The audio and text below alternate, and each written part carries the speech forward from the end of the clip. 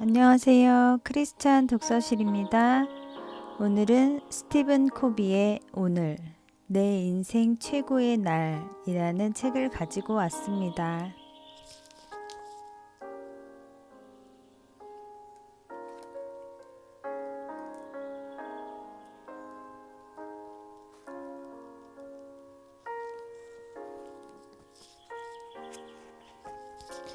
프롤로그.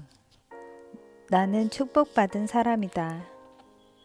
불안한 소식들이 뉴스의 머릿기사를 장식하는 어지러운 세상에서 그래도 좋은 면을 지닌 사람이 더 많다는 것을 보여주는 사람들을 매일 만나는 나는 축복받은 사람이다. 지도자의 온갖 추문이나 비윤리적 형태와 관련된 소식이 난무하는 시기에 성실하고 도덕적 신념이 있는 지도자, 기업 대표, 최고 경영자들과 친분을 나누는 나는 축복받은 사람이다. 범죄, 자연재해, 전쟁과 질병이 빈번하게 일어나는 시대에 훌륭한 뜻을 지닌 희생적인 법 집행자, 공무원, 군사 전문가, 의료인과 함께 일하는 나는 축복받은 사람이다. 부모 자식 간의 관계와 가족 간 유대가 어느 때보다 큰 도전을 받고 있는 오늘날, 밤낮으로 정성을 다해 자녀를 기르는 강한 아버지와 숭고한 어머니들을 알고 있는 나는 축복받은 사람이다.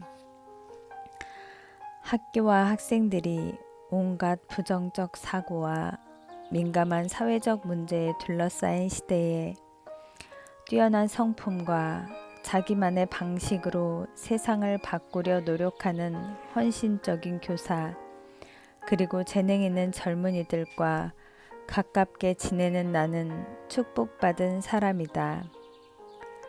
세계 어디를 가든 세상에 공헌하기 위해 노력하는 각계각층의 좋은 사람들을 만나는 나는 축복받은 사람이다. 그들은 내게 감동을 준다. 여러분도 아마 그런 사람일 것이다.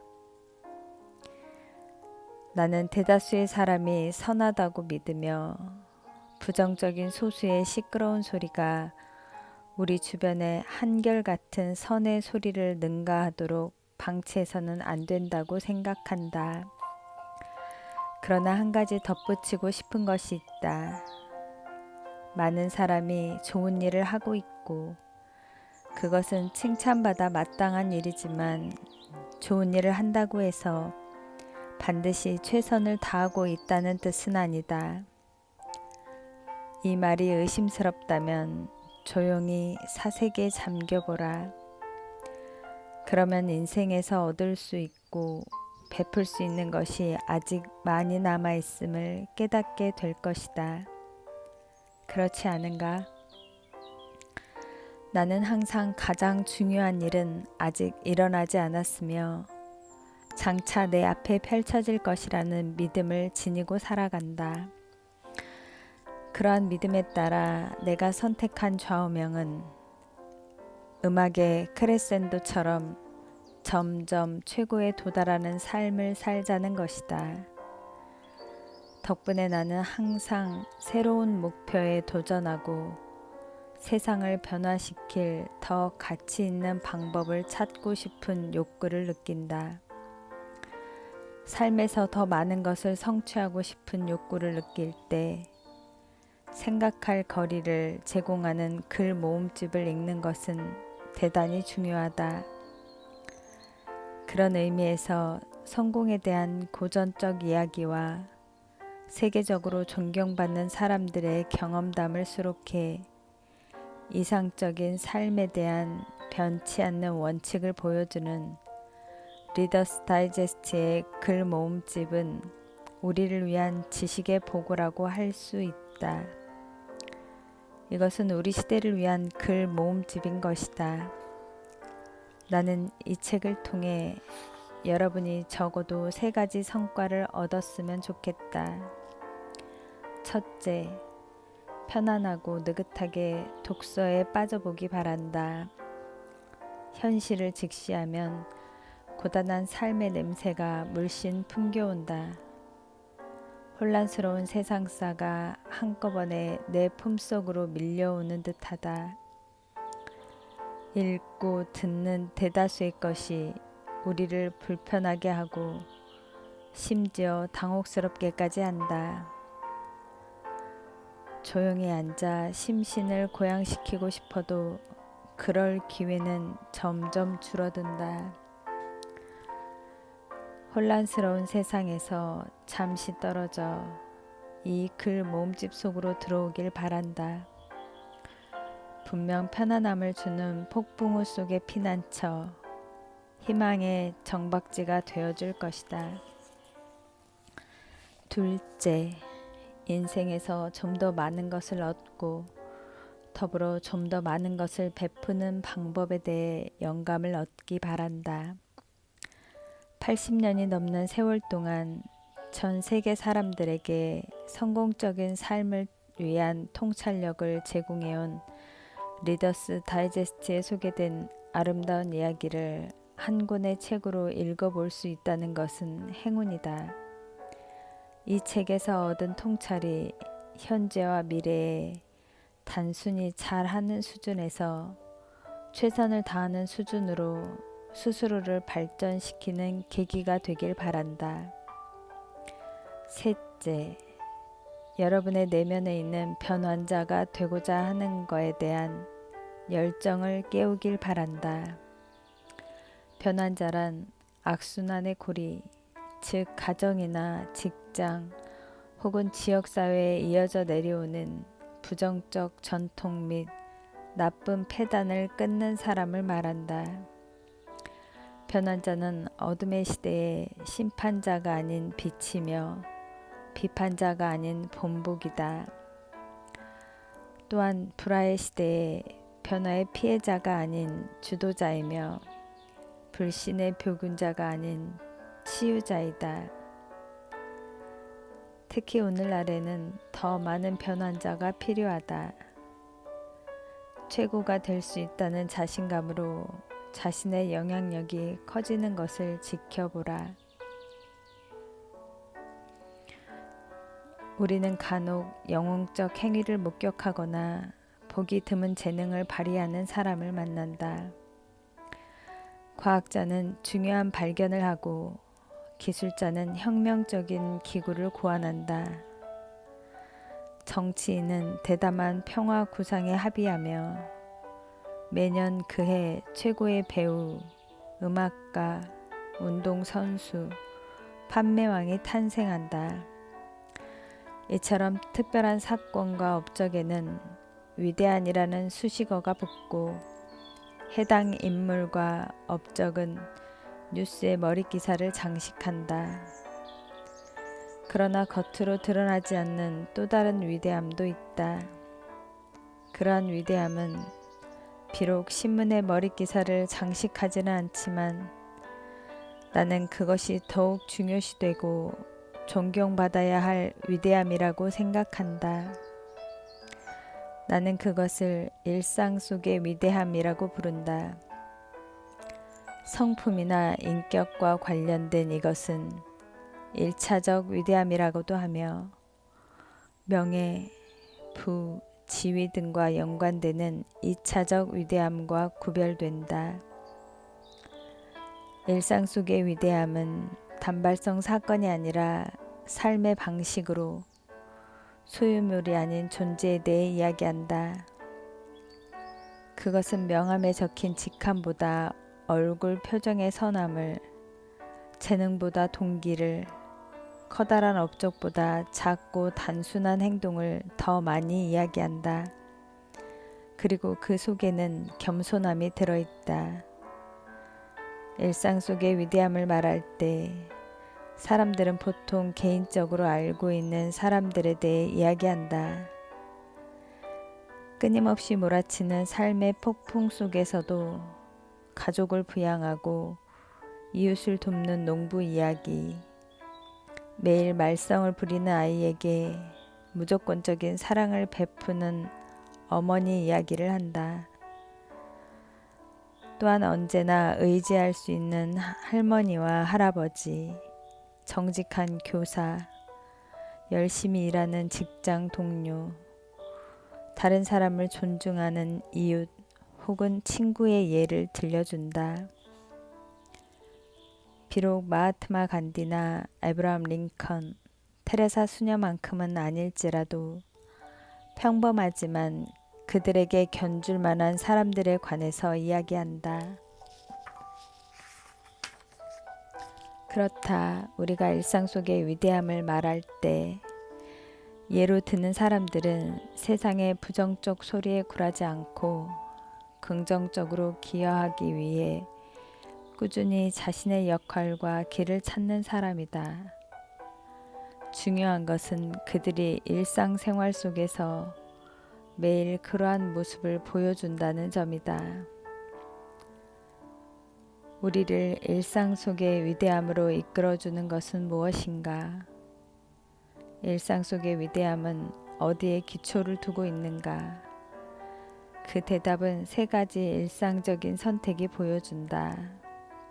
우리는 알게 모르게 매일 다음과 같은 선택을 하며 살아간다. 첫 번째, 행동의 선택, 열정. 우리가 일상적으로 하는 첫 번째 선택은 주도적으로 행동할 것인가 아니면 반사적으로 끌려가듯 반응할 것인가이다. 일상의 모든 일을 자신의 뜻대로 할 수는 없다. 삶의 사건은 계속해서 파도처럼 밀려온다. 그 중에는 우리에게 거의 영향을 미치지 않는 것도 있지만 우리를 직접 강타하는 것도 있다. 따라서 우리는 시간의 흐름에 몸을 맡기고 물 위를 떠다니는 나무토막처럼 살 것인지 아니면 자신의 행동과 목표를 책임지고 결정할 것인지 선택해야 한다. 얼핏 생각하면 그 선택은 쉬운 것처럼 보인다. 어느 누가 주도적으로 행동하는 대신 반사적으로 끌려가는 삶을 선택하겠는가? 누가 나무토막처럼 떠다니는 삶을 원하겠는가? 하지만 우리가 일상 속에서 하는 행동은 우리가 실제로 무엇을 선택하는지 분명하게 보여준다. 우리는 자신의 삶을 책임지고 싶다고 말하면서도 스스로 세워놓은 저녁 일정을 팽개치고 텔레비전 앞에 앉는다. 성공에 대한 높은 꿈과 목표가 있으면서도 자기계발 책임을 고용주에게 넘겨버린다. 확고한 가치관에 따라 살고 싶어 하면서도 반대에 부딪히면 쉽게 자신의 의지를 저버린다. 이처럼 많은 사람이 능동적인 삶을 원하면서도 실제로는 수동적인 삶을 살아가고 있다. 이 책은 행동을 선택하는 사람들에 대한 이야기를 담고 있다. 그들은 삶에서 일어나는 모든 사건을 선택할 수 있는 것은 아니지만 자신의 반응은 선택할 수 있다는 것을 안다. 그들 중 몇몇은 널리 이름이 알려진 사람이지만 대부분의 사람은 그렇지 않다. 영웅적인 선택을 하는 사람도 있지만 대부분의 사람은 그렇지 않다. 대중을 위해 선택하는 사람도 있지만 대부분의 사람은 그렇지 않다. 이 책에 등장하는 사람들은 대개 평범한 선택을 하는 보통 사람들이다. 그들의 삶과 그들이 하는 선택에 주목하라. 책을 읽으면서 내 말을 직접 확인해 보라. 분명 인생에서 많은 것을 얻고 많은 것을 주는 사람은 스스로 행동을 선택하는 사람이라는 사실을 깨달을 수 있을 것이다. 우리는 자기 삶과 미래를 창조할 수 있고 또한 그렇게 해야만 한다. 두 번째, 목적의 선택, 목적. 안타깝게도 많은 사람들이 나쁜 선택을 한다. 자신이나 다른 사람에게 아무런 가치도 없는, 심지어 해가 되는 선택을 하기도 한다. 따라서 행동의 선택만으로는 충분하지 않다. 행동의 선택과 더불어 우리는 일상적인 선택이 어떤 목적 혹은 결과에 이르는지 생각해 보아야 한다. 우리는 누구나 자기 삶을 소중히 여기고 또한 가치 있는 사람이 되기를 원하며 그냥 바쁜 것이 아니라 가치 있는 목적을 추구하느라 바쁘기를 원한다. 그러나 생활에 쫓기다 보면 자신이 추구하는 목적을 생각해 볼 겨를도 없이 하루하루를 보내기 십상이다. 그래서 많은 사람들이 바쁘게 살아가지만 어떤 것도 이루지 못하고 있다. 하지만 이 책에 등장하는 사람들은 다르다. 존 메이커, 마얀 안젤루, 루바 게르칵, 조 파르테노, 그리고 공감하는 법을 배움으로써 환자들을 더 잘 보살피게 된 의사와 장애아를 중심으로 다시 모이게 된 가족 등 모두가 때로는 커다란 위험이나 개인적 희생을 감수하면서 의미 있고 훌륭한 목적을 자발적으로 추구하는 선택을 한다. 사실 이 책은 자신의 목적을 선택한 리더스 다이제스트의 두 창립자 고 드윗 월리스와 라일라 월리스 부부에게로 거슬러 올라간다. 힘겹게 생활하던 이 신혼부부는 1922년 잡지를 창간했는데 그들의 목표는 단순히 돈을 버는 것에 있지 않았다. 그들에게는 더 큰 목표, 즉 드윗이 어렸을 때부터 꿈꾸던 나는 어떤 직업에 종사하든 세상에 도움이 되는 일을 할 것이다 라는 목표가 있었다. 이러한 목표에 따라 다른 사람이 스스로를 돕도록 도와주기로 결심한 월리스 부부는 잡지의 매 호를 용기, 자비, 성실함, 탁월함, 존경, 단결 등 삶의 원칙을 강화시키는 통찰력 있는 이야기, 일화, 유머로 가득 채웠다. 현재 21개 나라의 언어로 발행되는 리더스 다이제스트는 여전히 이러한 원칙을 강조하며 전 세계 8천만 명이 넘는 사람들에게 감동을 주고 있다. 이 잡지에 소개된 많은 사람은 매일 가치 있는 목적을 추구할 것을 선택했다. 그들이 추구하는 목적을 읽어보고 어떻게 의미 있는 삶, 공헌하는 삶을 살 것인지 생각해 보기 바란다. 세 번째, 원칙의 선택, 목적 달성의 수단. 나는 긍정적 사고의 힘을 믿지만 우리가 자신에게 주문을 걸어 성공하거나 마음의 평화를 얻을 수 있다고 생각하진 않는다. 그보다는 영원하고 보편적인 원칙과 조화를 이룰 때 의미 있고 발전적인 삶을 살 수 있다고 본다. 그것이 바로 일상 속에서 위대한 삶을 사는 길이다. 우리가 일상적으로 하는 세 번째 선택은 명백한 원칙과 조화를 이루며 살 것인지 아니면 그러한 삶을 살지 않는 데 따른 대가를 치르며 살 것인지의 선택이다. 좀 더 쉽게 이해할 수 있도록 리더스 다이제스트는 1983년 12월호의 유명한 일화를 소개하겠다. 이것은 원칙의 힘과 그 원칙이 우리의 삶 혹은 선택에 어떤 영향을 미치는지 생생하게 보여준다.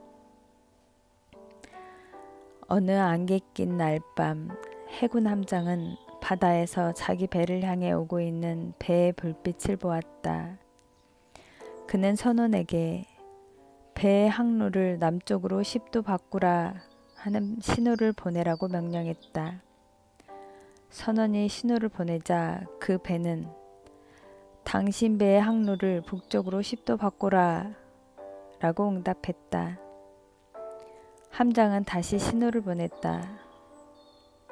나는 함장이다. 당신 배의 항로를 남쪽으로 10도 바꿔라. 다시 응답이 왔다. 나는 해양 경비대원이다. 당신 배의 항로를 북쪽으로 10도 바꿔라. 이 마지막 신호에 화가 난 함장은 여기는 해군 전함이다. 당신 배의 항로를 남쪽으로 10도 바꿔라 라는 신호를 보냈다. 돌아온 응답은 다음과 같았다. 여기는 등대다. 당신 배의 항로를 북쪽으로 10도 바꿔라. 가벼운 이야기지만 전달하는 의미는 분명하다. 여기서 배의 크기나 계급은 중요하지 않다. 등대는 항로를 바꾸지 않으며 그것은 영원히 고정되어 있다. 함장만이 항로를 수정할 것인지 아닌지 선택할 수 있다. 등대는 원칙과 같다. 원칙은 바뀌지 않으며 영원하고 보편적이다. 그리고 연령, 인종, 성별, 지위에 상관없이 누구나 원칙의 지배를 받는다. 원칙은 등대처럼 폭풍우 칠 때도, 평온할 때도, 어두울 때도, 밝을 때도 사람들이 방향을 정할 수 있게 해주는 영원한 표지다. 흥미롭게도 아인슈타인이나 뉴턴은 그러한 원칙 혹은 자연 법칙을 과학 영역에서 발견했다. 예를 들면 조종사는 중력, 양력, 추력, 항력이라는 4가지 비행 원칙에 따라 비행기를 조정한다. 마찬가지로 농부는 수학의 법칙을 알아야 하고 체조 선수와 기술자는 대항력의 법칙을 비롯해 물리학의 원리들을 알아야 한다. 물론 조종사, 농부, 체조 선수, 기술자는 이 원칙을 만들지도 않았고 변경시킬 수도 없다. 단지 그들은 위의 일화에 나오는 전함의 함장처럼 이러한 원칙에 맞춰 자신의 길을 선택할 수 있을 뿐이며 잘못 선택할 경우에는 그 대가를 치러야 한다. 선택은 행동을 지배하고 원칙은 결과를 지배한다.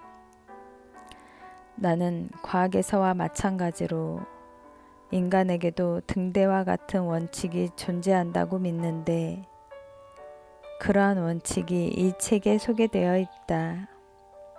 비전, 혁신, 겸손, 탁월함, 공감, 아량, 끈기, 균형 같은 원칙 말이다. 이것은 모두 개개인의 향상을 유도하고 삶의 만족을 높여줄 수 있는 원칙이다. 이와 반대되는 삶을 살면 어떻게 될지 생각해보라. 아마도 삶은 비전이 없고 나태하고 허영으로 가득하고 혼란스럽고 분노하고 불균형을 이룰 것이다. 세계 어느 곳에 살든 그런 삶은 성공할 수 없다. 이 책에 실린 내용 가운데 일부는 수십 년 전에 쓰인 것이다. 하지만 원칙에 기초하고 있기 때문에 시대를 초월해 우리에게 깨달음을 준다. 이 책이 주는 가르침은 어느 특정 시기에만 해당되는 것이 아니라 오늘은 물론 20년 후에도 적용할 수 있다.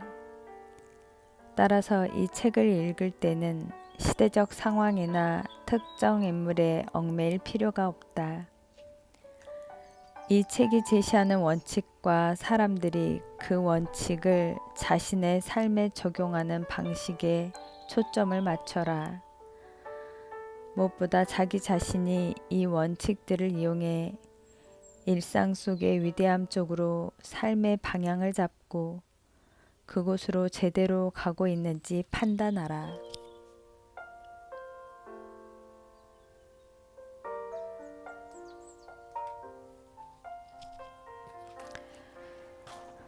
앞서 말한 세 가지의 일상적인 선택은 일상 속의 위대함의 기초가 된다.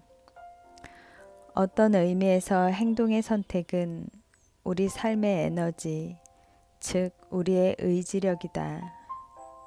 목적의 선택은 목표를 의미하며 우리가 가겠다고 혹은 성취하겠다고 선택한 것이다. 원칙의 선택은 우리의 목표 달성 수단을 결정한다. 매일 생애 최고 나를 사는 사람들은 이 세 가지 선택 방식이 다른 사람들과 구별된다. 그들은 세 가지 선택에 긍정적, 적극적으로 대응함으로써 삶의 여러 순간에 다른 사람들과 다르게 행동한다. 그렇다고 이 책이 그들만의 이야기는 아니다. 이 책은 그들뿐 아니라 여러분의 이야기이기도 하다. 매일 시간을 어떻게 사용하는가? 매일 어떠한 공헌을 하고 있는가? 사람들을 어떻게 대하고 있는가? 그냥 잘하는가? 아니면 최선을 다하는가? 여러분이 어디에 살고 있든 나는 이런 질문을 하고 싶다. 여러분의 삶은 물 위에 떠다니는 나무 토막 같은가? 아니면 스스로 물결을 만들어 자신의 선택에 의해 원하는 방향으로 가고 있는가? 여러분의 일상적인 선택은 어떤 목표 혹은 목적을 지향하는가? 여러분은 어떤 목표 혹은 목적을 지향하고 싶은가? 여러분은 영원하고 보편타당한 원칙에 따라 살고 있는가? 만일 답을 하는데 자신이 없거나 자신의 답에 만족하지 못한다면 이 책을 이용해 보기 바란다. 어디를 펼치든 여러분의 삶은 소중하고 여러분의 하루하루는 의미와 발전으로 가득할 수 있다는 사실을 상기시켜 줄 것이다.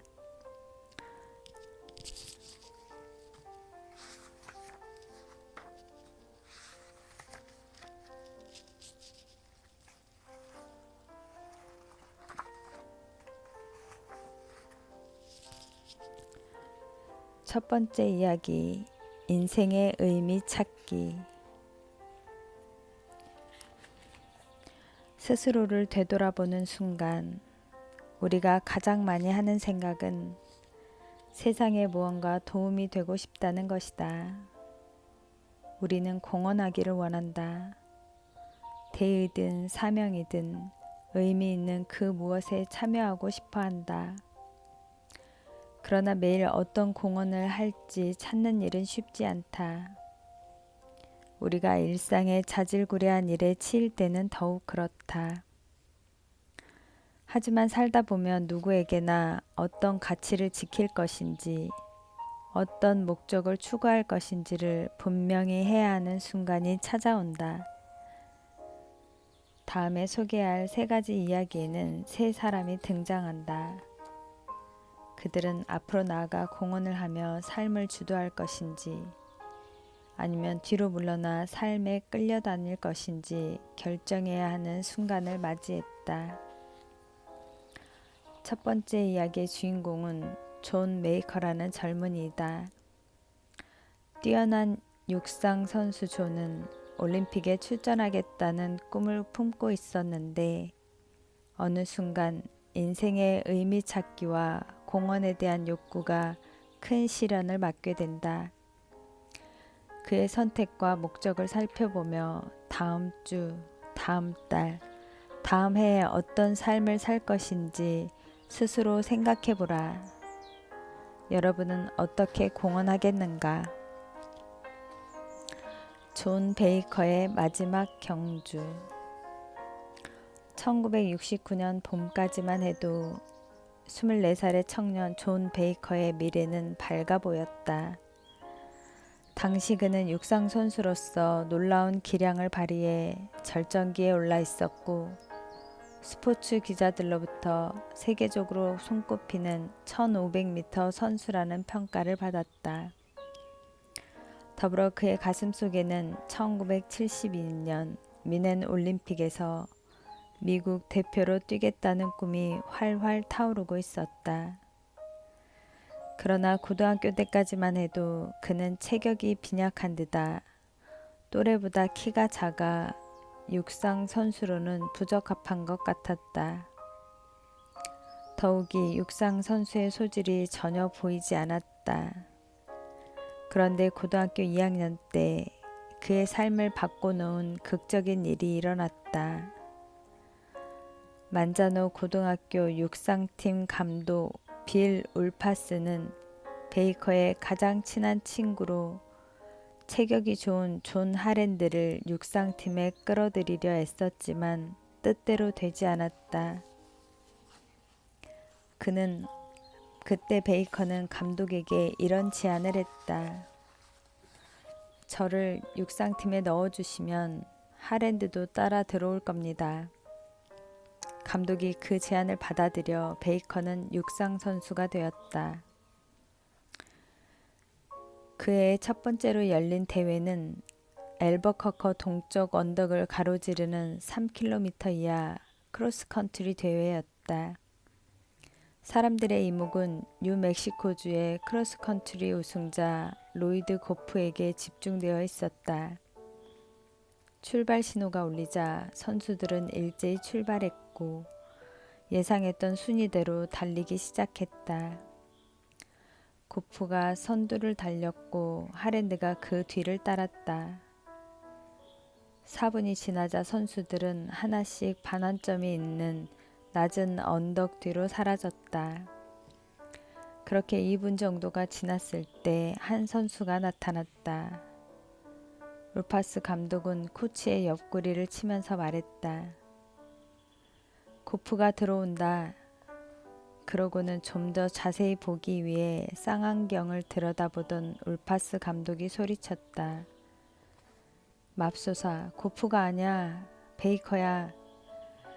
베이커는 다른 선수들을 멀찌감치 따돌리고 혼자 결승선을 통과했다. 8분 3초 5. 대회 신기록이었다. 언덕 저편에서 무슨 일이 일어났던 것일까? 경주가 중간 정도 펼쳐졌을 때 선두그룹의 뒤를 바짝 쫓던 베이커는 스스로에게 질문했다. 나는 최선을 다하고 있는가? 그렇지 않다는 대답이 돌아왔다. 베이커는 앞에 가는 선수의 등에 눈을 고정시키고 다른 것은 생각하지 않았다. 오로지 앞에 선수를 따라잡는다는 한 가지 생각에만 집중했다. 한 선수를 따라잡으면 그 다음 선수를 목표로 정했다. 온몸에 알 수 없는 힘이 솟는 것이 느껴졌다. 그는 한 사람씩 추월했고 근육의 피로도 잊은 채 결승선을 지나 지쳐 쓰러질 때까지 맹렬하게 달렸다. 그의 승리는 요행이 아니었다. 시즌 중에 울파스 감독은 베이커를 다른 몇몇 대회에 참가시켰고 결과는 항상 같았다. 평범하고 장난을 좋아하는 베이커는 경기장에만 들어서면 맹렬하고 승부욕이 강한 경쟁자로 돌변했다. 고등학교 2학년 때 베이커는 뉴멕시코주의 대회 기록을 6번이나 갱신했고 3학년 때는 주에서 최고의 1500m 선수로 인정받았다. 1962년 가을 베이커는 앨버커커에 있는 뉴멕시코 대학교에 들어가면서 훈련을 한층 강화했다. 그는 매일 새벽 거리와 공원, 골프장 등 40km씩 달렸다. 훈련 결과는 실전에서 그대로 나타났다. 에벨린, 털사, 솔트레이크 시티 등 뉴멕시코 대학교 로보스팀이 참가하는 곳에서는 어디서나 존 베이커가 예상을 뒤엎고 우승했다. 베이커가 3학년이 되던 1965년 봄, 미국 전역에서 가장 강한 육상팀은 서던 캘리포니아 대학교의 트로이 팀이었다. 막강한 트로이 팀이 종합 경기 대회에 참가하기 위해 앨버커커로 왔을 때 스포츠 전문가들은 모두 로보스 팀의 패배를 점쳤다. 그들은 트로이 팀의 간판 선수인 크리스 존슨, 더그 칼훈, 브루스 베스 중 한 명에게 우승이 돌아갈 것이라고 예상했다. 그들은 모두 베이커보다 좋은 기록을 보유하고 있었다. 베이커는 선두로 첫 바퀴를 돈 후 의도적으로 뒤로 쳐져 네 번째로 달렸고 칼룸과 베스가 선두를 지켰다. 신중한 존스는 그 뒤를 따라 달렸다. 세 번째 바퀴를 돌 때 베이커와 존슨이 동시에 선두로 나서려다 하다가 충돌했다. 그때 베이커가 몸의 중심을 잃지 않으려고 하는 사이 다른 선수들이 그를 제치고 나아갔다. 존슨이 선두를 달렸다. 약 300m를 남겨두고 베이커는 마지막 스퍼트에 들어갔다. 먼저 베스를 제치고 다음에는 카룬을 제쳤다. 마지막 바퀴에서 존슨과 베이커는 똑같이 1위로 달렸다. 그리고 서서히 베이커가 앞서 나갔다. 마침내 베이커는 양손을 쳐들어 승리의 표시를 하며 2위보다 3초 빠르게 결승점을 통과했다. 베이커의 우승에 신바람이 난 로버스 팀은 이후 모든 경기를 휩쓸었고 트로이 팀은 65년의 팀 역사에서 세 번째로 나쁜 성적을 내는 수모를 겪었다. 졸업 후 베이커는 대학팀 감독을 맡아달라는 제안을 받았지만 계속 육상 선수로 뛰면서 아이들을 가르치고 싶은 마음이 더 강했다. 무엇보다 올림픽에 참가하고 싶었던 그는 두 가지 꿈을 모두 이루는 길을 선택했다. 앨버커커의 에스펀 초등학교 체육교사가 되는 동시에 1972년 올림픽을 목표로 훈련을 시작했던 것이다. 에스펀 초등학교에서 베이커는 특정 선수를 스타로 키우지 않았고 학생에게 능력이 없다고 비난을 하지도 않았다. 그의 유일한 요구는 최선을 다하라는 것이었다. 그가 선수들을 공정하게 대하고 그들의 행복에 진정한 관심을 보이자 학생들도 그에게 반응을 보이기 시작했다. 학생들은 불만이 있으면 가장 먼저 베이커에게 털어놓았다. 베이커는 그들의 불만이 실제이든 상상에 의한 것이든 세상에서 가장 중요한 문제인 것처럼 진지하게 상담해 주었다. 이 소문이 퍼져나가면서 그는 자상한 감독으로 알려지게 되었다. 그런데 1969년 5월 초 훈련을 하던 베이커는 유난히 피곤함을 느꼈다. 그로부터 2주 후에는 가슴에 통증이 느껴졌고 5월 말 어느 날 아침에는 두 다리 사이가 눈에 띄게 부어 있었다. 그를 진찰한 비뇨기과 전문의 에드워드 존스는 베이커의 증상이 즉각적인 수술이 필요할 정도로 좋지 않다고 판단했다. 그의 우려는 현실로 나타났다.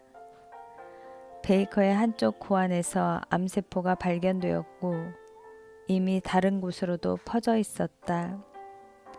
존슨 박사는 베이커에게 말하지 않았지만 2차 수술을 받더라도 6개월 정도밖에 살 수 없을 거라 생각했다. 베이커는 2차 수술을 받기 위해 집에서 쉬는 동안 지독한 불안감에 시달렸다. 계속 달릴 수 있을지, 올림픽에 참가할 수 있을지 불투명했던 것이다. 지도자로서의 삶이 끝날 수도 있었다. 무엇보다 가족들이 고통 속에서 보내는 것이 마음 아팠다.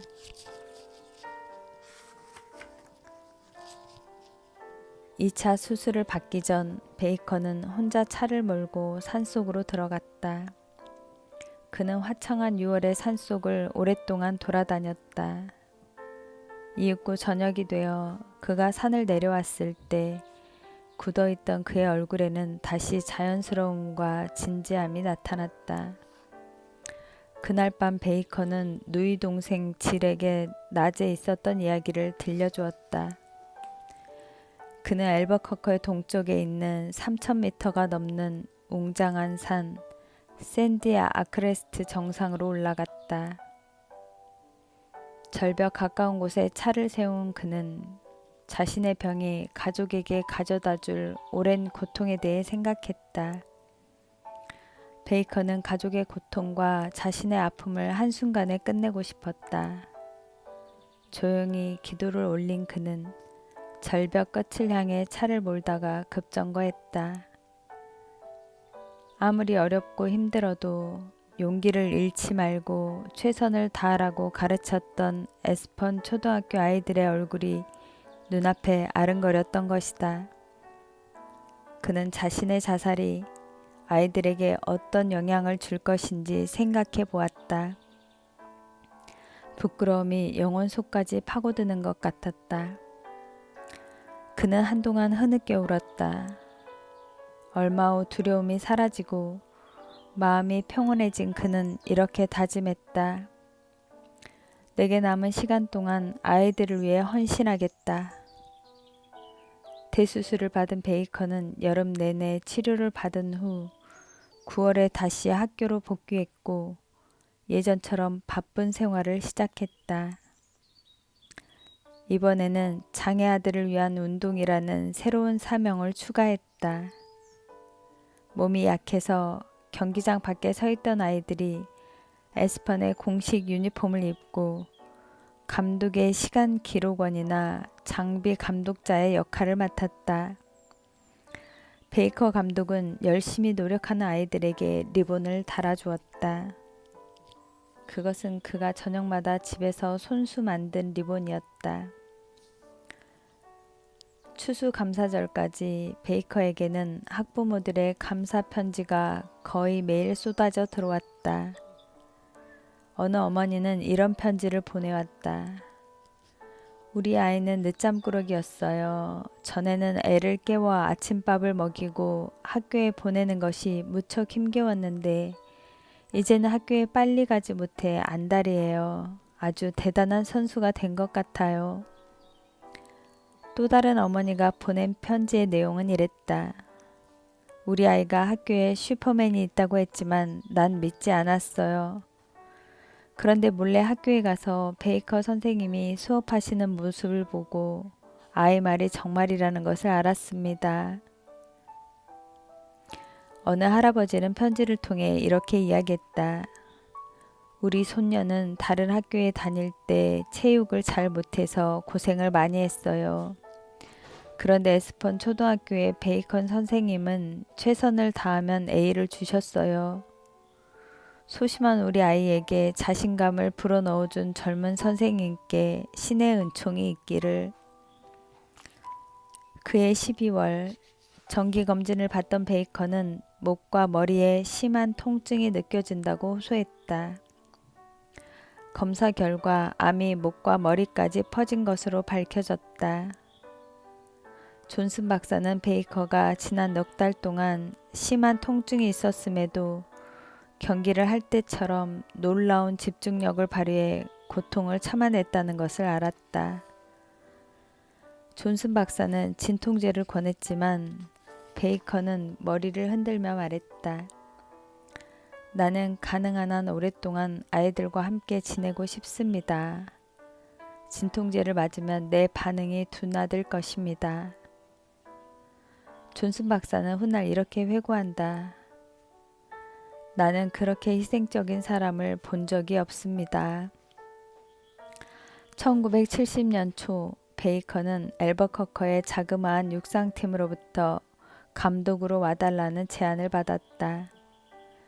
초등학교에서 고등학생에 이르는 소녀들로 구성된 그 팀의 이름은 듀크시의 질주자들이었다.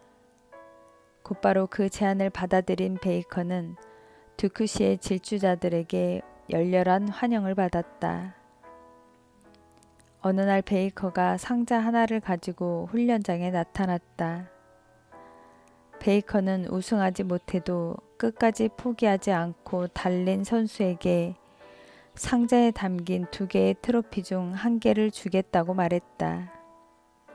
상자를 열었을 때 그 안에 든 2개의 빛나는 황금 트로피를 보고 학생들은 놀라서 숨이 막히는 것 같았다. 이후 베이커는 진정한 질주자들에게 트로피를 수여했다. 몇 달 후 베이커의 가족은 그가 지난날에 받았던 트로피에서 자신의 이름을 지운 후 선수들에게 주었다는 것을 알게 되었다. 여름이 되자 듀크시의 질주자들은 뉴멕시코나 인근 주에서 열리는 대회에 참가해 계속 신기록을 세웠다. 베이커는 그들을 자랑스러워하며 파격적인 선언을 했다. 우리 팀은 전 미국 아마추어 육상 영맨전의 결승에 오를 것이다. 얼마 지나지 않아 새로운 문제가 그를 괴롭혔다. 잦은 화학요법 주사로 음식물을 전혀 먹을 수 없을 정도로 심한 구토를 느꼈던 것이다. 하루가 다르게 체력이 떨어졌지만 베이커는 여전히 훈련장 언덕에 앉아 선수들을 격려하고 지도했다. 10월의 어느 날 오후 허들 연습을 지도하던 베이커에게 한 소녀가 달려와 이렇게 소리쳤다. 베이커 선생님 말씀이 맞았어요. 다음 달 세인트루이스에서 열리는 AAU 결승전에 우리 팀이 출전하게 되었어요. 베이커는 매우 기뻐하며 그 시합 때까지만 살 수 있었으면 좋겠다고 말했다. 하지만 현실은 냉혹했다. 10월 28일 아침 베이커는 에스펀 초등학교에서 학생들을 지도하던 중에 갑자기 배를 움켜쥐고 쓰러졌다. 검진 결과 종양이 터져 쇼크가 온 것으로 밝혀졌다. 베이커는 입원을 거부하고 마지막까지 학교에 있겠다고 고집을 부렸다. 그는 가족에게 절망에 빠진 선생님이 아니라 당당하게 행동하는 선생님으로 기억되고 싶다고 말했다.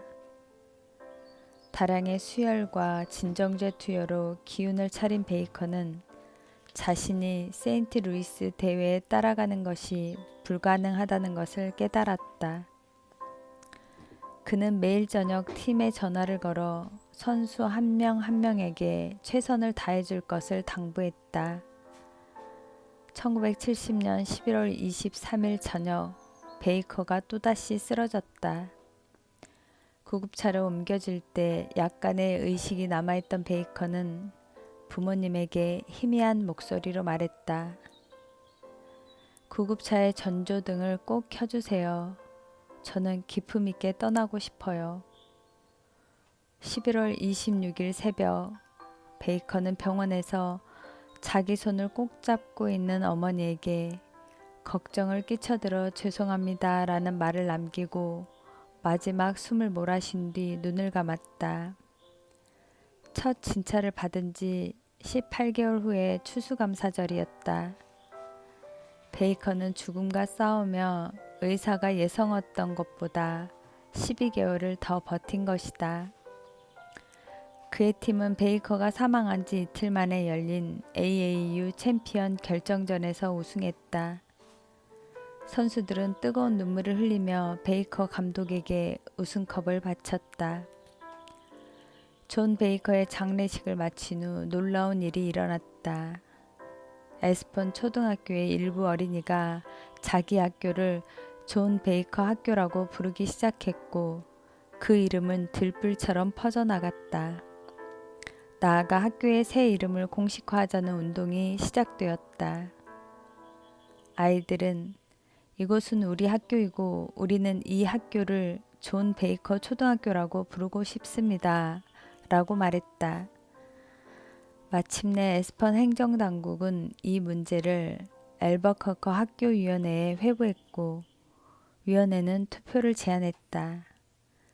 그리고 1971년 초 에스펀 지역 520가구를 대상으로 투표를 실시한 결과 찬성이 520표였다. 반대는 단 한 표도 없었다. 그해 5월 베이커의 친구와 어린이 수백 명이 모인 행사에서 에스펀 초등학교의 명칭이 존 베이커 초등학교로 변경되었다. 존 베이커 학교는 고통에 쓰러지지 않고 극복하여 영원한 유산을 남긴 용기 있는 젊은이를 기리며 지금도 존재하고 있다. 존 베이커가 암에 걸린 것은 그의 선택이 아니었다. 하지만 그는 암에 굴복하지 않고 자신의 목표를 향해 나아가는 방법을 선택했다. 그는 세상에 공헌하는 길을 선택했고 마지막 힘을 아이들의 감정과 정신을 단련하는 데 집중함으로써 다른 사람들의 삶에 지워지지 않을 기억을 남겼다. 목적과 의미를 추구하는 삶을 산 그는 분명 커다란 보람을 느꼈을 것이다. 존 베이커와 마찬가지로 메리 클라크도 선택의 순간을 맞았다. 남편과 아이들이 모두 그녀를 떠난 순간 그녀는 방관자적 삶을 선택할 수도 있었고 사회에 공헌하는 삶을 선택할 수도 있었다. 감사합니다.